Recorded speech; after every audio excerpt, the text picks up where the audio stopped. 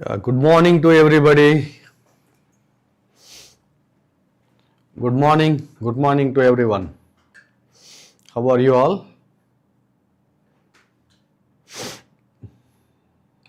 Yeah. So,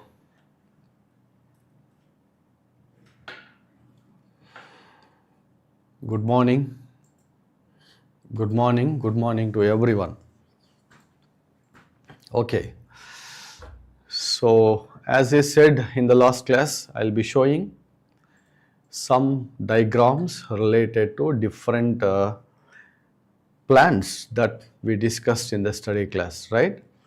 So, today I am going to show you some slides related to our yesterday's discussion, and today also I am going to explain you some of the details regarding to leaf as well as inflorescence by using these slides. Okay, yeah. So I am asking the technician to stop the chart box. Yeah, you can stop the chart box, and I will again open the chart box at the end of our class, like last 10 to 15 minutes. Now listen to me carefully. I told you about the different structures of a root system. I said the radical become a root system. Look at this diagram. Here there is a radical. The radical becomes a root system. So this is a best example to show how the radical grows into root system. Now you can see this diagram. Here you can find the taproot system. This is taproot system. This is main root, and this main root would become, it forms lateral roots, and rootlets are also present. Now you can see this. This is fibrous root system. This is fibrous, and this is example for adventitious root system. The best example for adventitious root system is banyan tree. Of course, I also told you the example like monstera. Now these are the adventitious roots formed from aerial branches of banyan tree. Now let us go to the other slide. Now you can look here. This is main root, and this is also called primary root, and these are lateral roots, and rootlets are also present on it, and these are the root hairs. Now this is taproot system. Now look at here, this is a mustard plant, and where, of course, not a mustard, of course it is a radish. So here the taproot becomes storage root.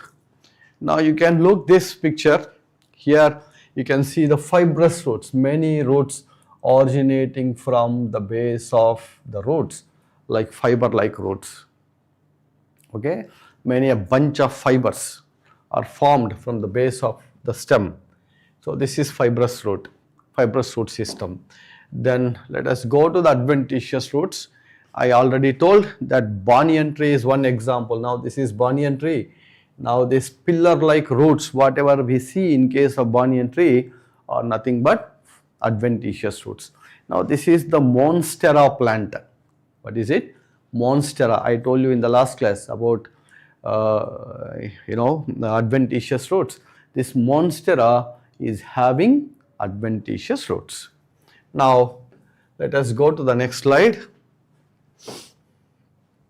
Yeah, I told you about the regions of root system also in our previous class, right? Now this is root cap, this is meristematic region, this is the region of elongation, and this is maturation zone where you can find root hairs. Root hairs are present in the maturation zone. So these are the various zones of root system, and we'll discuss much more details about these zones of root system in our offline classes. Now you can see here there are some root modifications. You can look, this is carrot, right? This carrot is one best example for taproot modified into storage root. This is sweet potato. Sweet potato also is a best example for storage root. Now this is a mangrove. Of course, I have not explained about mangroves now. We'll discuss about mangroves in our offline classes. Then you can also see the same thing, sweet potato, carrot, turnip. I think you might be knowing about this turnip. Turnip is also one of the example for taproot modified into storage root. Now this is best example for hanging roots, that is adventitious root. These roots are also called prop root. This is also a root modification. Now you can also see this is an example of maize, sugarcane. So in sugarcane and maize you can also find some roots originating from basal nodes of the stem. These roots are called stilt roots. What do you call them? Stilt roots. Stilt roots. Next. Now these are the nematophores. Nematophores are respiratory roots. Okay. So they are respiratory roots. So they are meant for gaseous exchange. Okay. So we'll discuss about this respiratory roots in our offline classes. So this is all some important example. Now let us go into the details of stem. Now look at here, this is seed and here is plumule. So the plumule grows into shoot system. So if you look the shoot system, now this is the main axis that contain nodes and internodes. Now this is node, this is internode, this is node, again internode. Look this diagram, it will be more clearer for you. Now this is node, now this is node, node, node, node, and the portion present between two nodes, this node and this node is internode. Now this is the internode. Okay. So this is internode and this is node. So that is what you can see here. Next, when it comes to modifications of stem, I told you in the last class. Now this is ginger. It is example for underground stem modification. Ginger. Now this is potato. It is an example for stem tuber. Potato tubers appears like this. Now you can see this tendril. I told you in the last class about tendril. Tendril meant for climbing. You can see here tendril. Tendril formed from axillary bud. Similarly, you can also see here, this is thorn. Thorn. This is bougainvillea plant. Of course, the picture is not so clear. I will show you in the next slide. Now you can check here. There is a look at here. This is an example for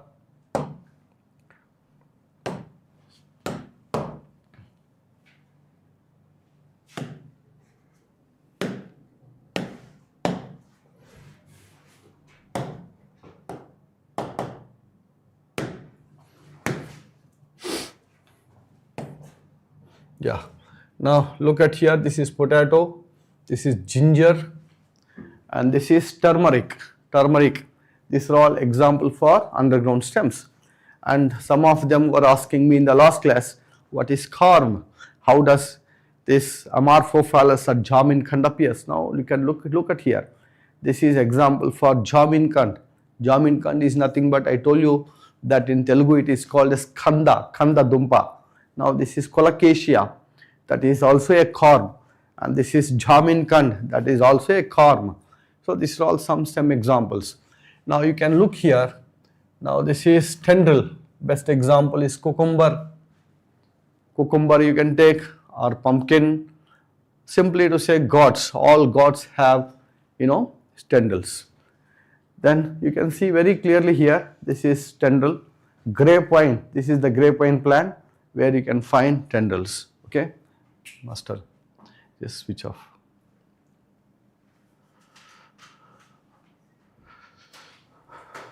Sound.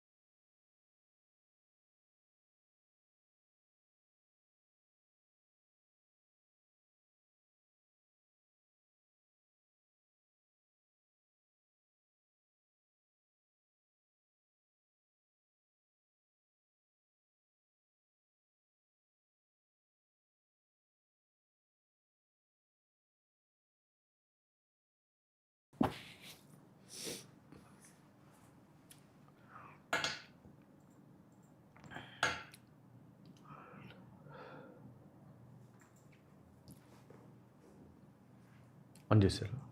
Yeah.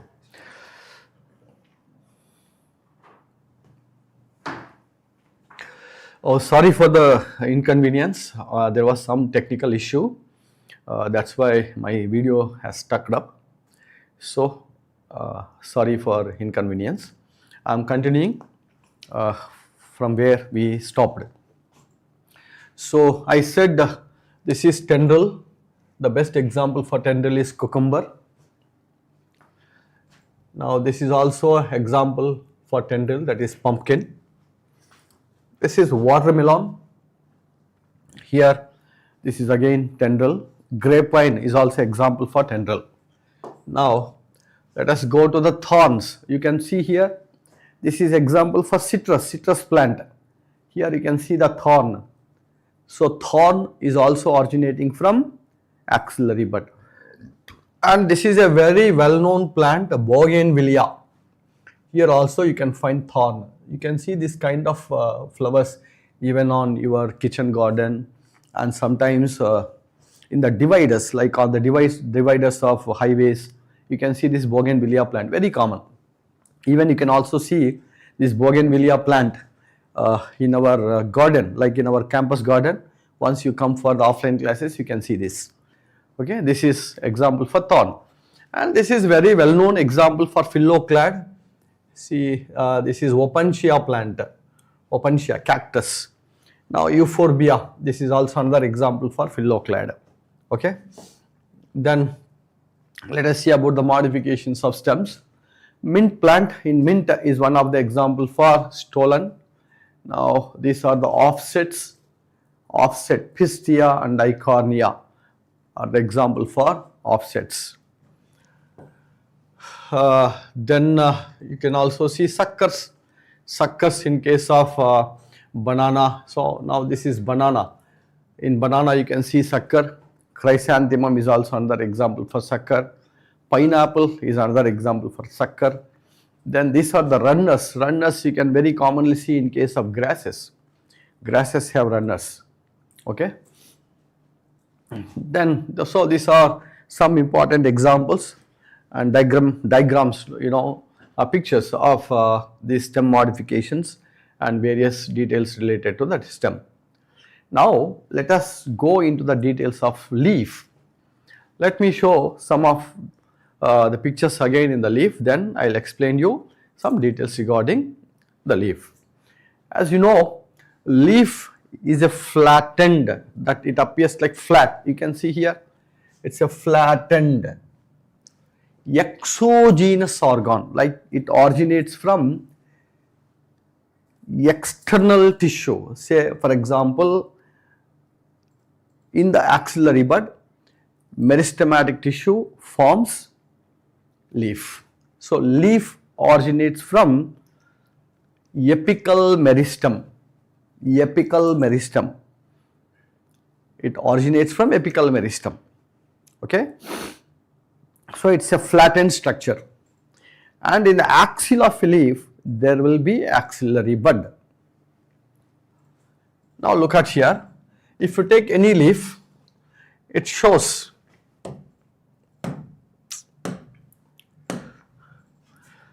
three main parts. One is leaf base. Now, this is leaf base. You can see here. Now, this is petiole. You can also see here. This is leaf base. This is petiole, and this is lamina. These are the structures of parts present in a leaf. Now, if you look one by one, so you see here again there is a leaf base.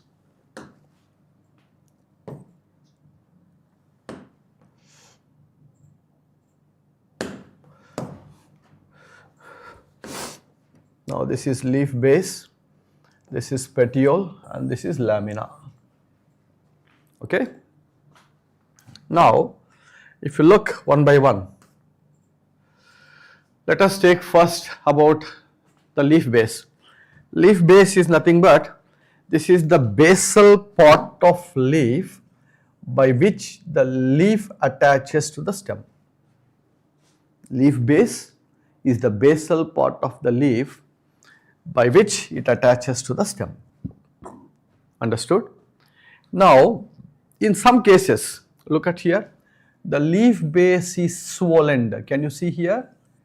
The swollen leaf base. This swollen leaf base is called pulvinous leaf base. What is it called? Pulvinous leaf base. This pulvinous leaf base is present in case of legumes. Best example for legume is bean. In case of bean, you can see this pulvinous leaf base. Similarly, there are also some plants where leaf base become expanded and covers the whole stem, either wholly or partially. That means in some cases the leaf base appears like a sheath. Such leaf base is called sheathing leaf base. This sheathing leaf base is very common in case of grasses. Sheathing leaf bases are common in grasses. So that is the importance of leaf base. When it comes to the petiole, now look at here. This is the region, this is petiole, the portion found between lamina and leaf base, this stalk-like structure. This itself is called petiole.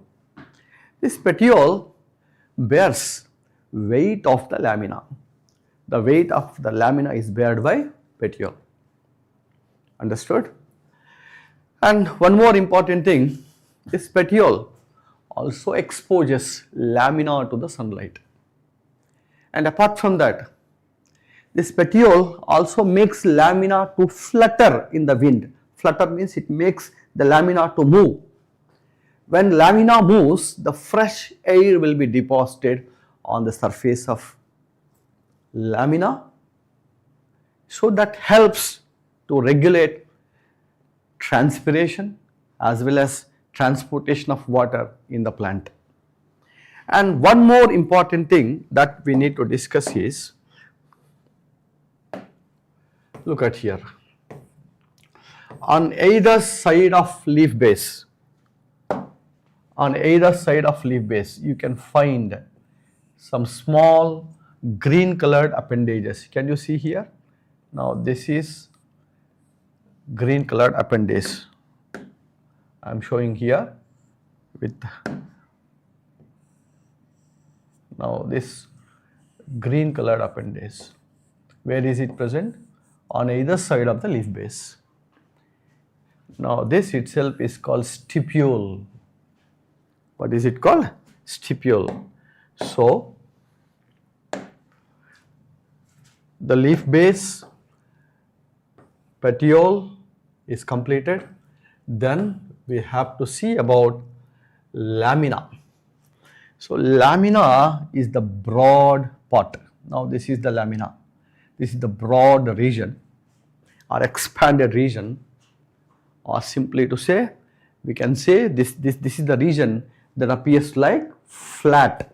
So it is a flattened structure.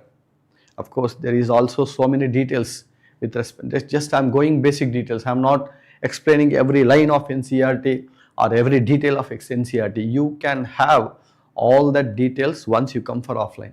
Okay, just I am giving outlines. Now this lamina is the broad or flat expanded region, and it is the major photosynthetic region of the plant. Major photosynthetic region. Now look at here. If you look this lamina, in the lamina there is a central strong vein.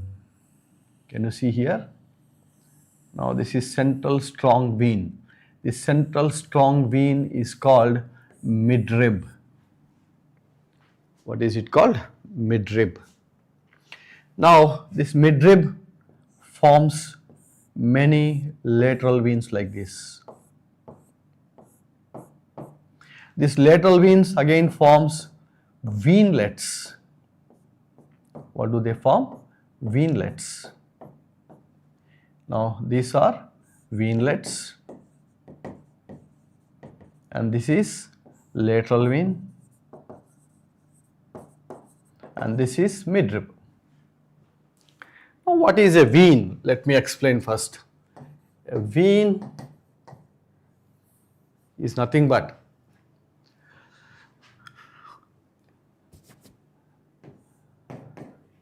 it is the region that contain vascular tissues like xylem and phloem. So xylem and phloem are present in the veins. So veins have different functions that they help in the transportation of materials, like the food synthesized in the leaf can be transported to the stem with the help of vein. Similarly, water present in the stem can be transported to the leaf with the help of veins. Apart from that, veins are also rigid, so that gives a rigidity to the leaf. So they are rigid and they make the lamina to expand, or simply to say they are working like a skeleton for the lamina. Understood? So that is the importance of these veins. Next, another most important feature, based on mode of arrangement of veins. Again we have, of course, the mode of arrangement of veins itself is called venation. Mode of arrangement of veins is called venation. So this venation is again two types. One is reticulate venation and the other one is parallel venation. Can you see this diagram? Here there is a central strong vein. What do you call this strong vein? This is nothing but midrib. Midrib or midvein. Then this midvein forms lateral veins. Can you see this? Lateral veins? Yeah. So these are lateral veins. Lateral veins.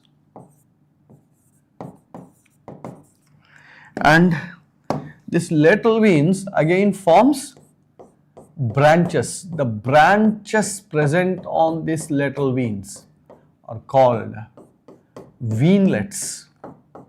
What do you call them? Veinlets. Veinlets. Now these are veinlets. Now these veinlets forms a network. What do they form? Network. They appear like a reticulum in the whole leaf. That's why this venation is called reticulate venation.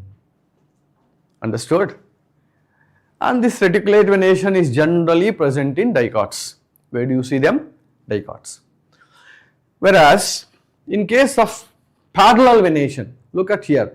In parallel venation, veinlets are absent. Very, very, very, very important. Veinlets are absent in case of parallel venation. There are no veinlets. When veinlets are absent, is it possible to have a network or reticulum? No. So they don't have reticulum or network.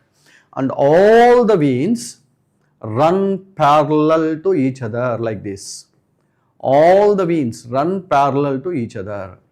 That's why this venation is called parallel venation. You can see here, banana is one best example. You can look here, all the veins are running parallel to each other like this. This is called parallel venation. So this parallel venation is generally present in monocots. Most monocots have parallel venation. Most dicots have parallel reticulate venation. So have you got the difference between reticulate and parallel? In reticulate venation, veinlets forms the network, whereas in parallel venation, no veinlets, so there is no reticulum. That's all. This is about venation. Next, when it comes to types of leaves, see this is best diagram to understand about reticulate venation. If you look this diagram, this is the midrib and these are the lateral veins. You can see, you can check here the network formed by the veinlets. So all the veinlets join with one another and forms a net-like structure. So it's a network or reticulum. You can also see here parallel venation.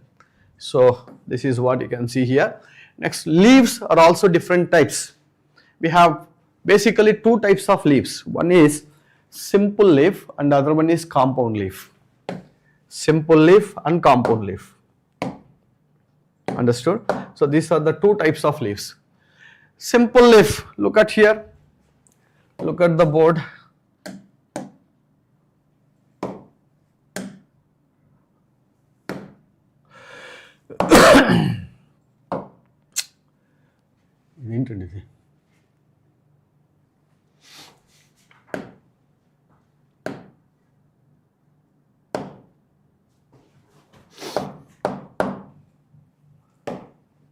Okay, now look at the board.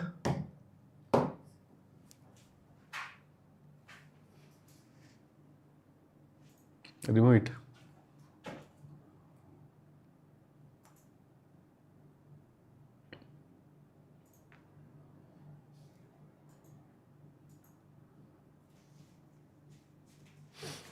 Okay, leave it, leave it. Now look at here. Now this is simple leaf. Simple leaf in the sense there is a single lamina here. Single lamina. Look at here. Now the simple leaf, the tip of petiole will have a single lamina which may be entire. Entire means undivided. It may be like this, or it may be lobed. The lamina may be lobed. Look at here. These are the lobes of lamina. Lobes. So these two are considered to be simple leaves. So in simple leaf, lamina may be entire or it may be lobed. Whereas compound leaf is one. Look at here. In case of compound leaf,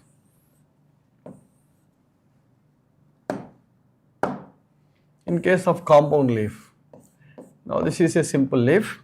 Here the lamina is dissected up to the midrib like this. Dissected means it is broken up to the midrib. Thereby the midrib forms into an axis. Midrib forms into an axis, and these lobes become small leaf-like structures. Small leaf-like structures. Now these small leaf-like structures formed from the lamina are called leaflets. What do you call them? Leaflets. It is not a leaf, it is a leaflet. This whole structure is leaf. Now look at here. This whole structure is leaf and each one is a leaflet. Got it? Each one is a leaflet. The whole structure is leaf. How can you differentiate this leaf and leaflet? Very simple. The leaf axil contain,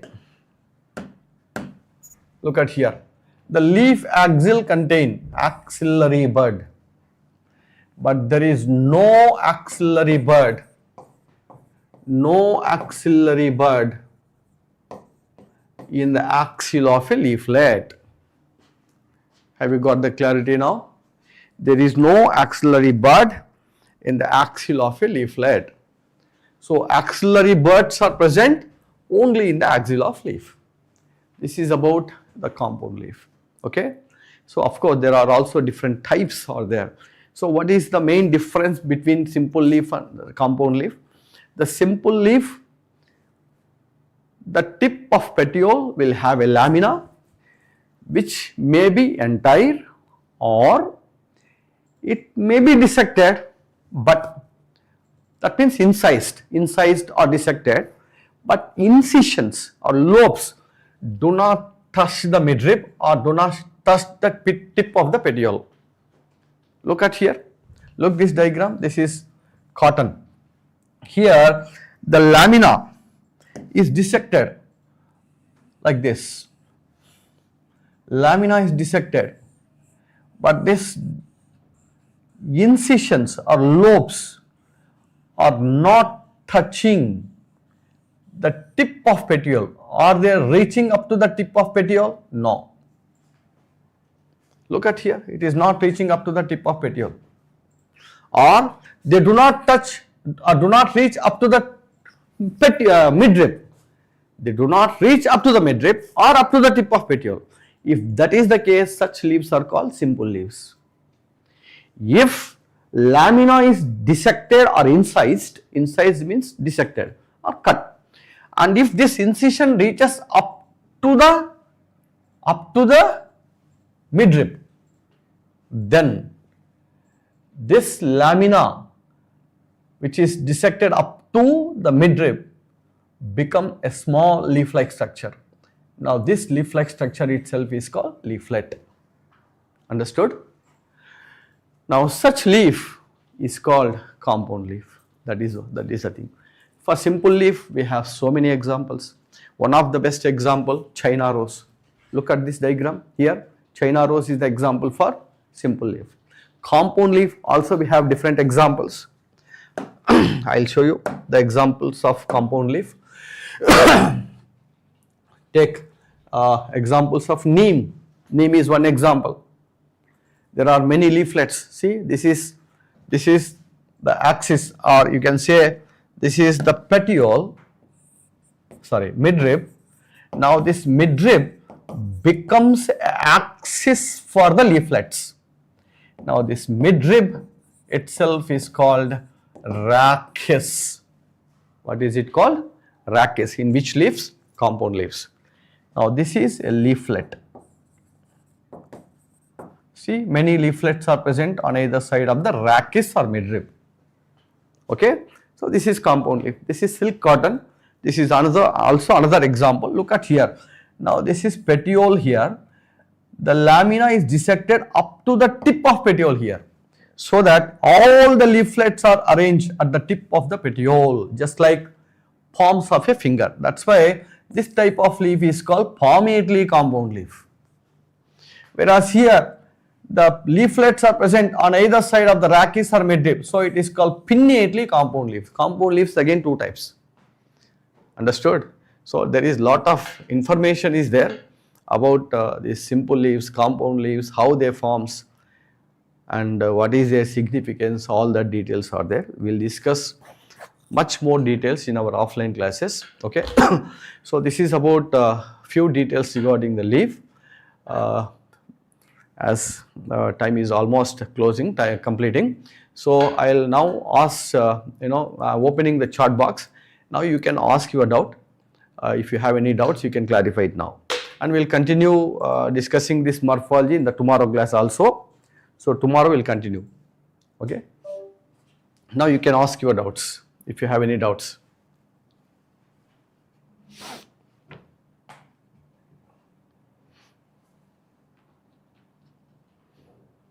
I am waiting for your reply. Stem tendrils arise from axillary bud. How are they different from leaf tendrils? Leaf tendril, leaf modification. Stem tendril, axillary bud modification. Got it? Who is that? Agatsuma. Leaf tendril is a leaf modification, and stem tendril is a axillary bud or terminal bud modification. Bud modification. If there are no axillary buds in the compound leaf, how are the leaflets are formed? Can you please tell again? See, I did not say that compound leaves do not have axillary buds. Look at here. Look at this diagram. Here there is an axillary bud. In the axil of a compound leaf, there is an axillary bud. But there is no axillary bud in the axil of leaflets. There are no axillary buds in the axil of leaflets. Got it? Who is that? Sahit. Yeah. What is rachis? Rachis is nothing but modification of midrib. It's a modification of midrib. Okay. Who is that?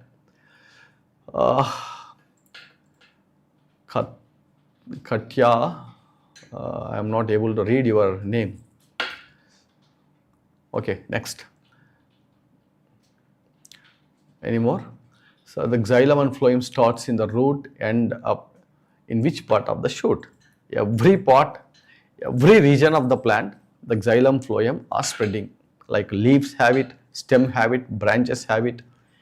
You know one thing, even anther, which is the male sex organ, will also get vascular tissues like xylem and phloem. This anther contain xylem and phloem in a region called connective. What is it? Connective. So you will get all these details in our next classes. Next, do all leaves have pulvinus? No, only some, like legumes. Only some plants like legumes. Legumes in the sense like you can take example as a bean. About venation, sir. What is your doubt? Sri Krishna. You can ask me now. You can ask.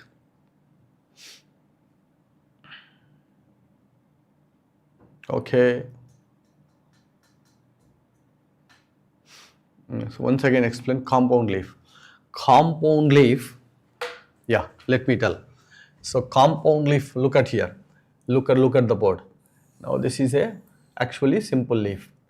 In the simple leaf, now this is midrib. This lamina is dissected or incised up to the midrib. So that the lamina now this is midrib. Now lamina is now broken into small pieces like this. Lamina itself is broken into small pieces. Now each piece is called leaflet. Each piece is called leaflet. Got it? So a leaf with leaflets is compound leaf. Simple. A leaf with leaflets is called compound leaf. Yeah. Is asking about once again about venation. Venation is nothing but mode of arrangement of veins in the plant, in the leaf or on the leaf. Mode of incised means cut or dissected. Parallel venation, example, you can take grasses, Anshal, grasses you can take as example, or banana also you can take as example. Is there any difference between functions of leaf and leaflets? No. Both are meant for photosynthesis only. Leaflets is a part of lamina simply. Okay. Next. Leaf also contains temperature and weather or climate. Yes, that also need specific temperature, climate and weather. What is the difference between leaf and leaflets? I told you now. A leaf contains axillary bud in its axial. Leaflets don't have axillary bud. Okay. Next, parallel venation. I told you now, parallel venation example, like all grasses you can take, rice, wheat, this all you can take, or banana is also another example. Next, so do all dicots have reticulate venation? No. Most of the dicots. There are also some dicots which have parallel venation. Now I don't want to make any confusion in that. That's why I'm not explaining all those details. I'll tell you all these details once you come for offline classes. So do all dicots have, again same question. Yeah. Next. Sir, can you explain pinnately leaf and palmately leaf? Pinnately leaf. See, this is pinnately leaf and this is palmately. Pinnately means there is a rachis, on either side of the rachis there are leaflets. In palmately, this rachis is not there. All the leaflets are present at the tip of petiole. At the tip of petiole. Okay, that's all. Yeah. Anything else? Why parallel venation is there in some leaves? See, it's a course of evolution. The venation has been appeared like that. So we don't have any specific reason why they don't have it and why other plants don't have it. Different plants have different morphological features. If there is no venation, how is the transportation of? If there is no venation, the leaf cannot be expanded, the leaf itself collapses and transportation fails and the total plant will die simply. So there is no chance for not having leaf in higher plants. Of course, if you go to the lower plants like bryophytes, so there is no venation. They don't have venation. They don't have veins. because the whole body is made with only one type of tissue, and plants are not too tall and very small. So where parenchyma itself transport food material or water from one cell to other cell. So that is different. But in higher plants, as the plant body itself is gigantic, and plants needs to transport food and water even more than 100 meters. Therefore, they need some specialized structures like veins. Okay? Yeah. Next, anything else?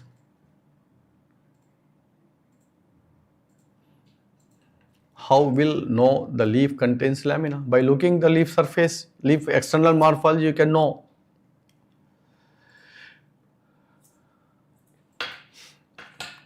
Next, any more? Yeah, I think all your doubts were cleared. Thank you very much. Why are not leaflets in a pinnately compound leaf considered separate leaves? Because they don't have axillary bud in their axil. Agatsuma. They don't have any axillary bud in their axil. Okay? Who is this guy? Rekha Rani, Gollapalli. See, Charanya. Again, discussing unnecessary things here. You can make friendship after coming to offline classes, not in the online platform. I think I may have to speak with parents of Charanya once. Most probably either today or tomorrow I'll speak, because we have your YouTube IDs and also your phone numbers, parents' number, everything.